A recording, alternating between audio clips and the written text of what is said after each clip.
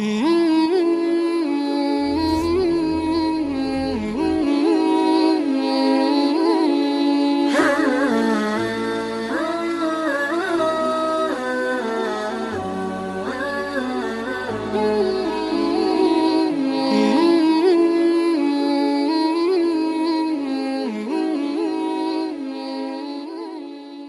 ada yang mengatakan, Ustaz, saya sudah sholat malam, saya sudah sampaikan hajat saya, tapi saya belum lihat hasilnya. Hati-hati teman-teman sekalian. Allah tidak mungkin, ya, tanda kutip sini ya, mengingkari janjinya. Karena Allah memang mengatakan, Inna Allah la yukhliful mi'ad. Allah tidak akan pungkiri janjinya. Tapi ada hadis Nabi SAW cukup banyak memberikan jawaban kepada kita tentang permasalahan ini. Yang pertama adalah kata Nabi SAW, kalau Allah mendengar doa yang indah dari seorang hamba, Allah menerlambatkan jawabannya. Loh, kenapa diterlambatkan? Yang tadinya harus didapatkan hari ini ditunda, lusa, ya mungkin 3 hari, 5 hari, 10 hari lagi ke depan. Karena Allah, ya, agar hamba tersebut tetap dalam pahalanya atau dalam doanya. Jadi kalau hari kiamat nanti kita lihat, oh ternyata dulu tuh saya minta menikah sama fulan, Allah belum kasih pada tahun itu, Allah kasih tahun depannya. Oh ternyata pada saat saya sakit, Allah tidak sembuhkan tahun itu tapi tahun depannya. Oh ternyata saya minta usaha, modal usaha sama Allah, minta rezeki, Allah belum kasih tahun itu tapi Allah kasih tahun depan. Oh hikmahnya supaya dalam 1 tahun saya terus berdoa. Dan tahun depan juga saya dikasih.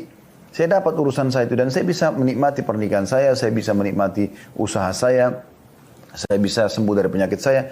Tapi juga ada plus pahala 1 tahun berdoa. Itu jawabannya pertama. Juga hadis yang kedua, kata Nabi SAW, tidak ada seorang mukmin yang berdoa kepada Allah kecuali Allah diijabah. Ini perkataan as-sadiqul masduq.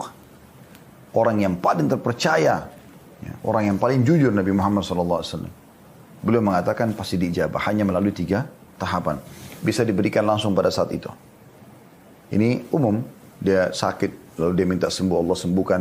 Dia minta rezeki, Allah mudahkan. Dia minta jodoh, Allah mudahkan. Atau Allah hilangkan keburukan yang akan menimpa dia. Nah ini yang kita tidak tahu ini. Keburukan apa yang tertakdirkan buat kita gitu. Tapi Allah bisa hilangkan. Mungkin ada orang mau berbuat kriminal pada kita tidak jadi. Mungkin kita mau berbuat maksiat terbatalkan dan segala macam hal. Kemudian, atau Allah akan simpankan dalam bentuk pahala yang dia panen pada hari kiamat. Nah khusus yang terakhir ini ada sebuah athar yang lain.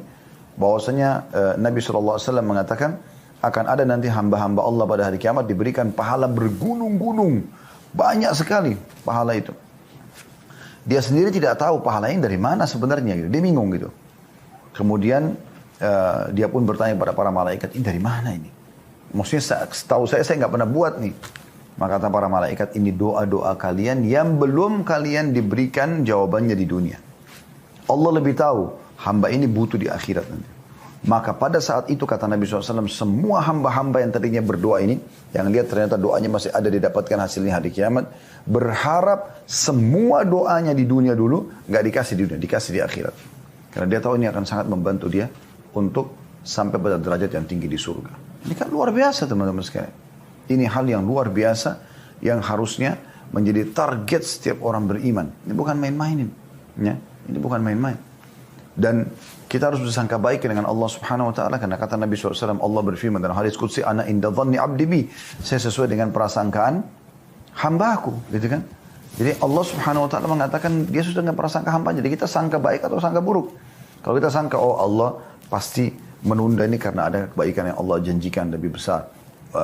Mungkin dan begini dan begitu, kita sangka baik, maka itu kita akan berikan sesuai dengan prasangka kita. Atau kita sangka buruk, maka Allah akan berikan sesuai dengan prasangka kita pula pada saat itu. Jadi harus kita sangka baik dengan Allah Subhanahu Wa Taala. Minta kepada Allah teman-teman sekalian sesuatu ya, yang walaupun mustahil di mata anda, mustahil di mata manusia, selama bukan melanggar hukum Allah, bukan yang haram, minta, nggak ada masalah. Ya. Minta saja. Nabi Zakaria alaihissalam minta anak dari istrinya yang mandul. Bayangkan aja. Mandul sudah jelas nggak bisa. Itu disebutkan dalam surah Maryam. Wa mra'ati akir. Istriku mandul ya Allah. Maka Nabi Zakaria alaihissalam Allah berikan anak Yahya alaihissalam di umur sudah 100 tahun. Digambarkan di awal surah Maryam itu. Washta'al ra'su syaiba wa lam akun bidu'aika rabbi syaqiyya. Rambutku semua sudah putih, badannya sudah lemah. Tapi saya tidak mau putus asa ya Allah. Selama bukan melanggar sunnatullah. Anda tidak minta ya Allah hilangkan siang. Tidak mungkin. Itu sunnatullah sistem. Anda tidak suka sama lawan jenis Anda mengatakan, ya Allah hilangkan laki-laki, hilangkan perempuan. Tidak mungkin, Allah ciptakan memang min dzakarin wa untha. Allah katakan, inna khalaqnakum min dzakarin wa untha. Kami ciptakan kalian dari laki-laki dan perempuan. Tidak mungkin ubah itu sistem. Tapi selama bukan sistem yang diubah, Anda bisa minta kepada Allah SWT. Bukan mustahil. Dengan hikmah Allah Subhanahu wa taala, Allah bisa berikan. Ya. Dan itu semua teman-teman, Anda bisa mendapatkannya di setiap malam peluang itu. Saya ajak teman-teman di YouTube selalu subscribe, like, dan juga loncengnya. Jangan lupa sebagai dukungan terhadap dakwah kita, dan dukung semua channel-channel dakwah yang menyampaikan Al-Quran dan Sunnah, agar benar-benar di medsos ini pun tertegakkan kebenaran dan akhirnya bisa mengimbangi dan insya Allah mengalahkan kebatilan. Karena kalau tidak dilakukan, maka tentu saja kebatilan akan terus merajalela dan kemaksiatan akan merajalela di sana sini. Dan yang menjadi bahaya adalah masuk kepada generasi muda muslim.